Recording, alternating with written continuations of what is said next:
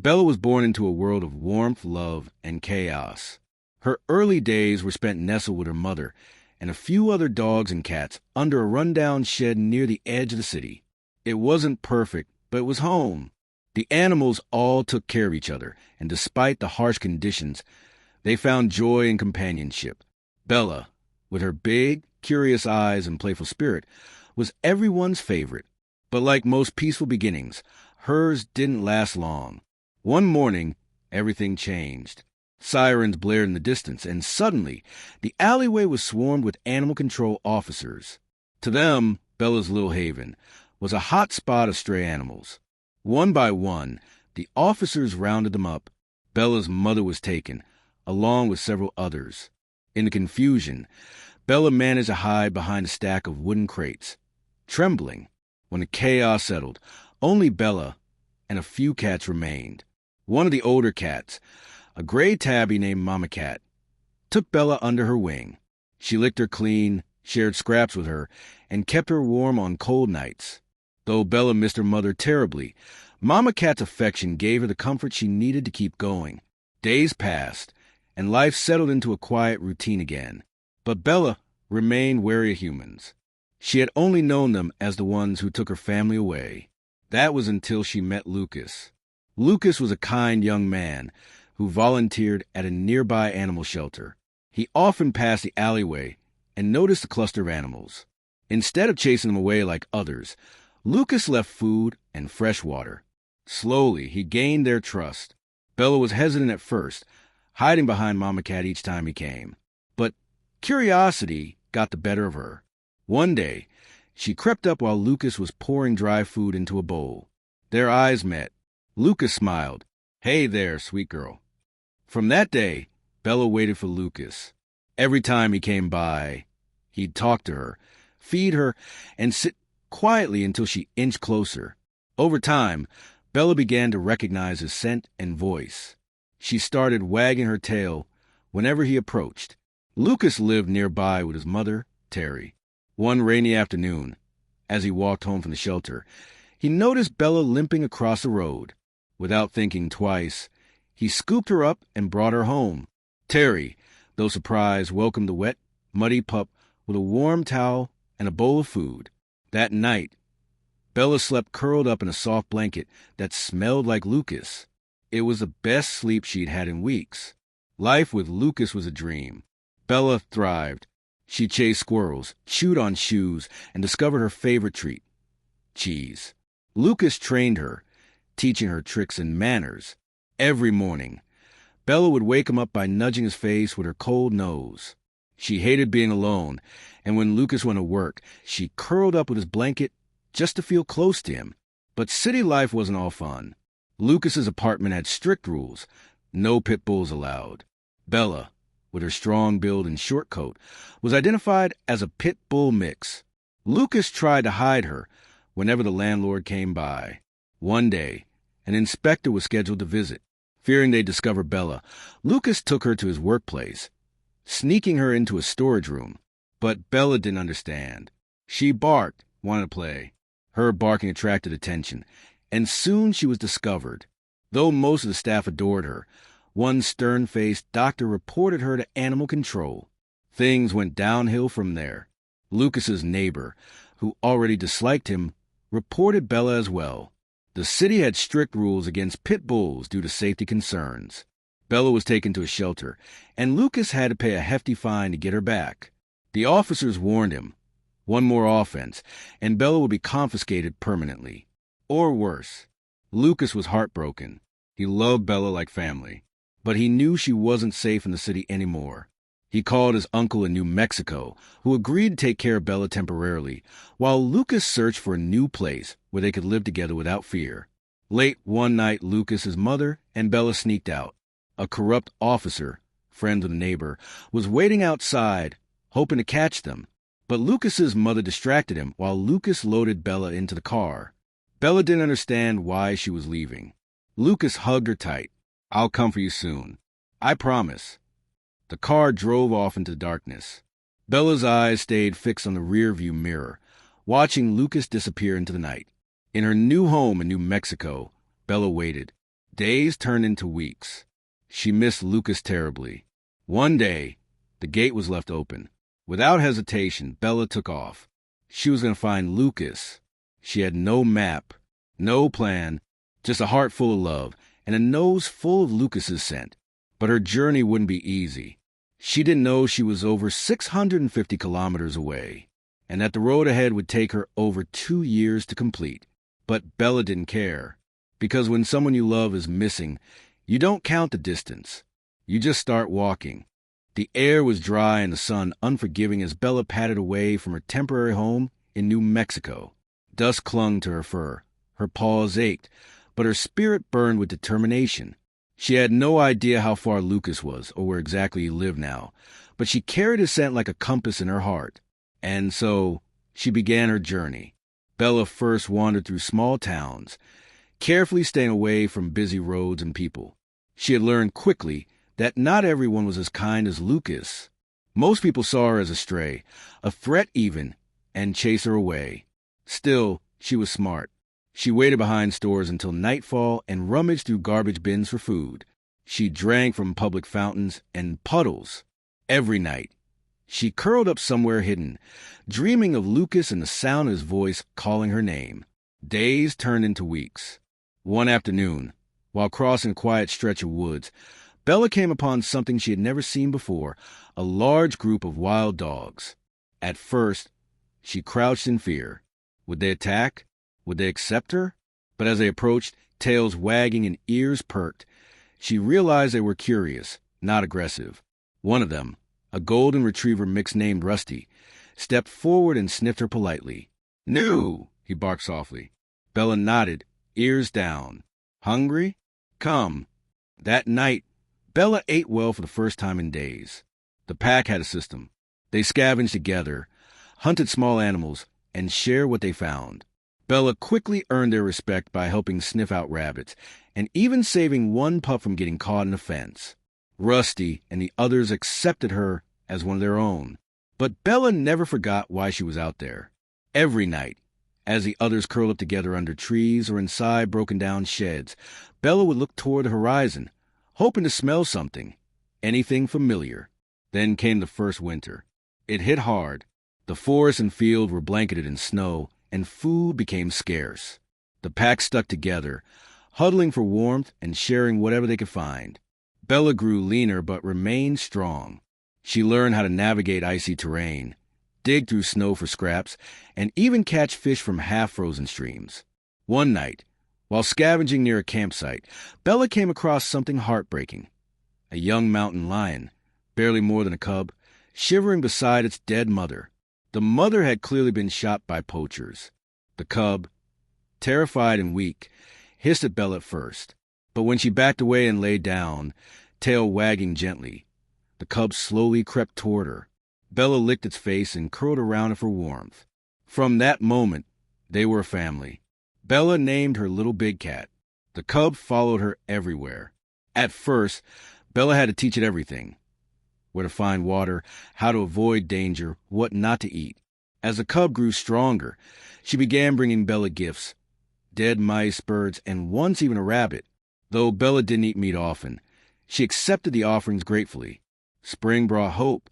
The snow melted, flowers bloomed, and food was easier to find. Bella and Little Big Cat traveled together, always heading in the direction Bella believed Lucas to be. One day, while drinking from a stream, they heard howls in the distance. Coyotes! Bella tensed. Little Big Cat had grown bigger, but she was still no match for a pack of hungry coyotes. They tried to sneak away, but it was too late. A group of 6 surrounded them, teeth bared and eyes glowing in the dusk. Bella growled, standing protectively in front of her companion.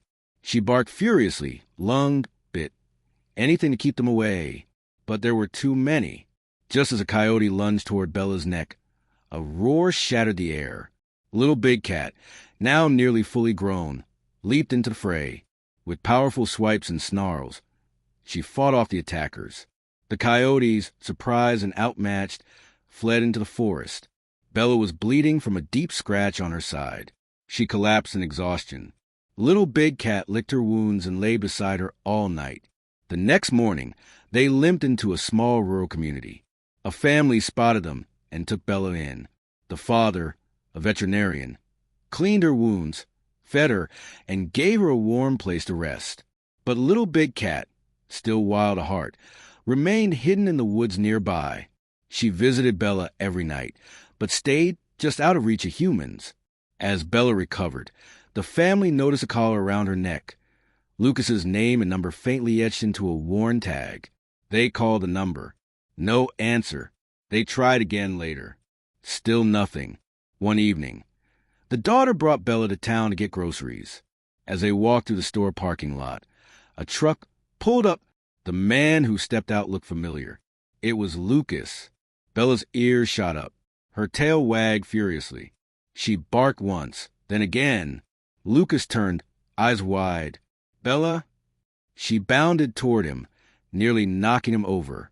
Lucas dropped to his knees, tears in his eyes. "You came back? You actually came back." The daughter explained how they found her and about the mountain lion that stayed nearby. Lucas couldn't believe it. It had been almost 2 years since he'd seen her. He held her tight, whispering how sorry he was, how much he missed her, how proud he was. But Bella's journey wasn't quite over. The local animal control officer recognized Bella's breed. In this town, pit bulls were also restricted. She couldn't stay long. Lucas, having already moved to a new home in a dog-friendly town, promised to take Bella with him right away. He just needed one more day to get everything sorted. That night, Bella returned to the edge of the forest and met Little Big Cat one last time. They nuzzled noses. Bella whined softly, and the big cat licked her muzzle. This was goodbye. Little Big Cat turned and vanished into the trees.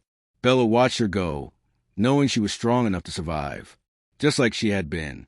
Bella's reunion with Lucas had been everything she had dreamed of. As he carried her into his truck, she leaned into his chest, exhausted but safe. The road back to his new home was quiet. Lucas stroked her fur gently while driving, whispering how much he had missed her, how proud he was that she had survived. For Bella, hearing his voice again was like finding sunlight after years of storm. When they arrived at Lucas's new house, Bella saw a yard surrounded by trees, a cozy porch, and the comforting scent of home. Olivia, Lucas's partner, came rushing out with tears in her eyes. She dropped to her knees, hugging Bella tightly. "She's really here," she whispered, "after all this time." Bella, despite her tired body, wagged her tail. She was home. The following days were peaceful. Bella rested, healed, and adapted back into home life. Lucas and Olivia had prepared a soft bed for her near the fireplace. Her favorite treats filled the kitchen drawers, and even the squeaky toy she used to love had been replaced.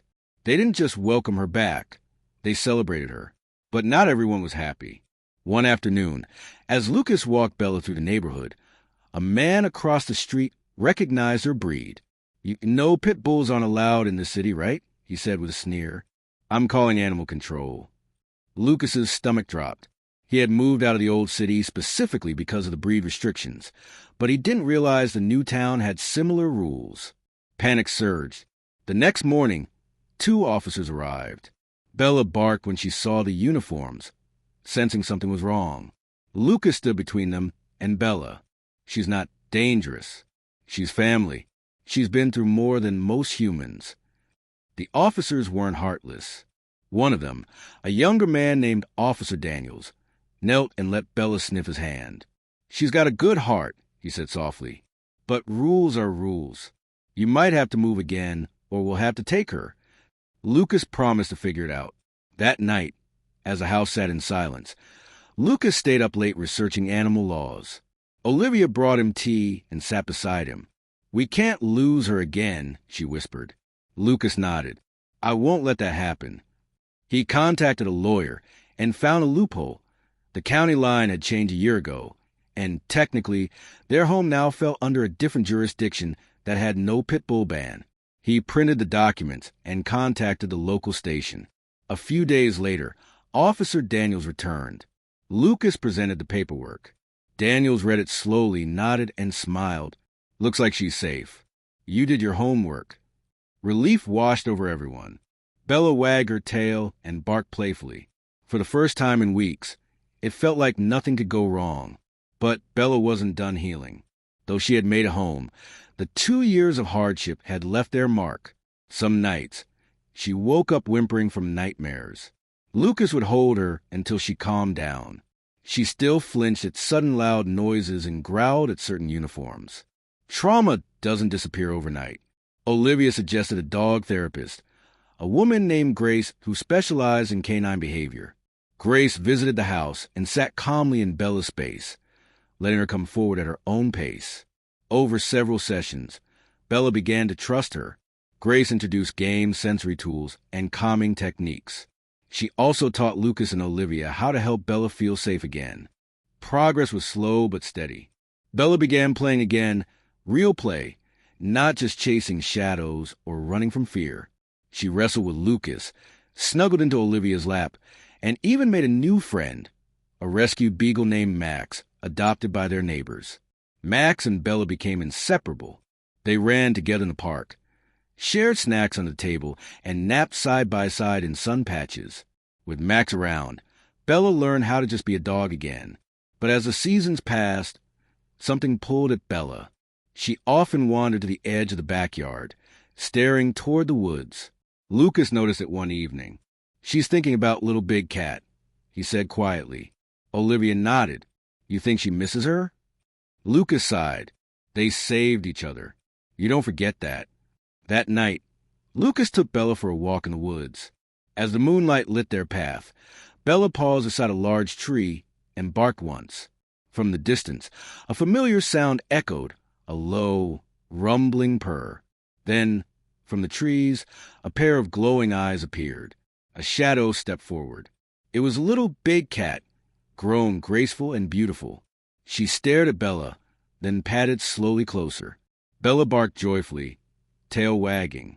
The two rubbed faces, then sat side by side under the moon. Lucas stood still, eyes wide with wonder. "I guess she found her way home, too," he whispered. They spent a few hours together, sharing the silence, the comfort, the memories. When it was time to leave, Little Big Cat turned and vanished back into the forest.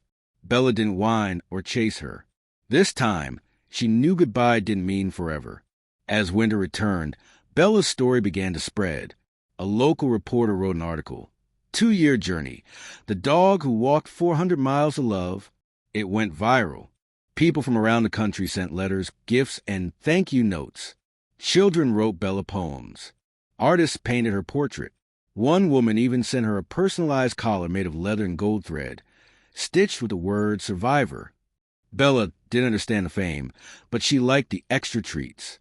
Lucas set up a small charity in her name, Bella's Path, dedicated to helping reunite lost pets with their families. In the first year, they helped over 300 animals find their way home. Bella was no longer just a survivor. She was a symbol of hope. Bella's life had changed so much since the day she set out alone on her impossible journey. She had faced hunger, fear, wild animals, kind strangers, and cruel ones too. But now, every morning when she opened her eyes and found herself curled up at the foot of Lucas's bed, she knew she was finally safe. The seasons cycled by. Bella grew older. Her muzzle began to turn gray. She no longer ran as fast or chased squirrels with the same excitement, but her eyes still sparkled when Lucas entered the room. She remained his shadow, always by his side. Lucas and Olivia had gotten married the year after Bella returned. She wore a little white flower crown on the wedding day and was proudly walked down the aisle by Lucas. She even barked happily during the vows, causing everyone to laugh. In every photo, she stood between them, as if saying, "This is my family. I brought us here." One afternoon, a package arrived addressed to Bella. It was from a woman named Grace, the therapist who had helped her recover. Inside was a book titled The Longest Walk, filled with illustrated pages about Bella's story. Grace had turned her journey into a children's book, hoping to inspire kids about courage and never giving up. It became a bestseller. Bella didn't know what a book was, but she liked the smell of it, and she loved the sound of children reading it aloud during classroom visits, their voices filled with awe and admiration. Still, despite the quiet happiness of her current life, memories of the road would sometimes return. She'd dream of the night sky over the woods, of cold winters spent with Little Big Cat, of warm soup shared with kind strangers, and of narrow escapes from harm. Sometimes she would wake from these dreams and walk to the window, staring out as if checking that the world was still kind. Lucas would come behind her, stroke her back, and whisper, "We're here, girl. You made it home." One particularly cold night, Bella curled up near the fire, but her breathing was slower, softer. Olivia sat beside her, stroking her head. Lucas joined them and knelt down. "She's tired." Olivia nodded. "She's earned her rest." That night, Bella lay with her head on Lucas's foot, her tail giving one last soft thump. She closed her eyes, hearing the sounds of laughter, of children reading her story, of the forest breeze, and the distant purr of her old friend in the trees. She passed peacefully in her sleep. The next morning, the town mourned. Bella had become a local hero, a symbol of loyalty and perseverance.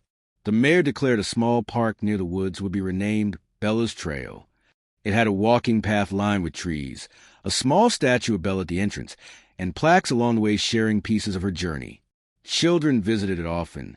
They ran their hand along the bronze statue, posed beside it for photos, and read the story of the dog who walked over 400 miles just to find home.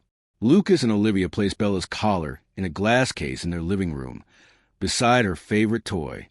Above it, a photo of the three of them together on the day she returned home. Lucas looked at it often, always with a bittersweet smile. One spring afternoon, as the trees bloomed again, Lucas took a walk through Bella's Trail. A familiar rustling in the trees caught his attention. From the edge of the forest, a large mountain lion stepped into view. It was Little Big Cat. Her coat was sleek, her posture calm, and behind her, trotting playfully, was a young cub. Lucas smiled. She has a family now, too. The big cat stared for a moment, then bowed her head slightly, as if in farewell. She turned and disappeared into the trees. Years passed. The book remained a favorite across schools and libraries. Bella's story inspired plays, murals, and a charity that grew to help thousands of pets reunite with their owners. Lucas and Olivia eventually adopted another dog, a clumsy, cheerful mutt named Daisy. She brought joy and laughter, but Bella's memory always lingered gently in the background, not overshadowed, just present. Every time Daisy curled up on Bella's old blanket, Lucas would smile, because even after all that time, he still felt her presence, in the air, in the forest, in the hearts of everyone she had touched.